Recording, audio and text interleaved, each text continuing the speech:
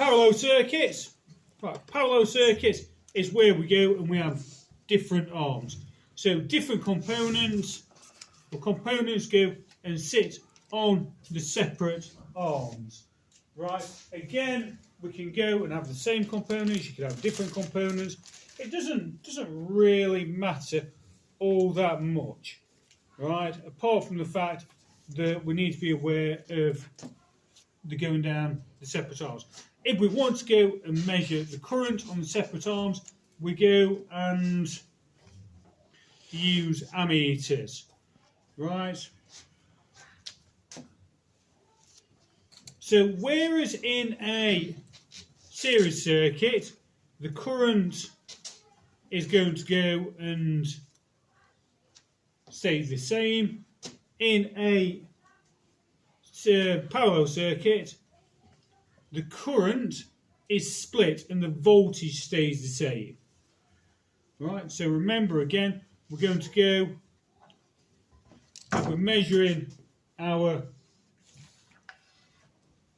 voltage, we're going to go and measure that with voltmeters. So this time, the current is split. So the current is split down each arm. And the voltage, or the potential difference, stays the same. Right, remember that we measure potential difference in volts. Right, we're measuring the current using an ammeter. So the ammeters still kind of go in series with things, and the voltmeters still go in parallel. Right, I know I keep on about that, but it's important that you remember that. Right, so this time, the current is being split, and the potential difference, so the voltage stays the same. So we've got 9 volts there, we're also going to have 9 volts going to that bulb there, 9 volts going to that bulb there.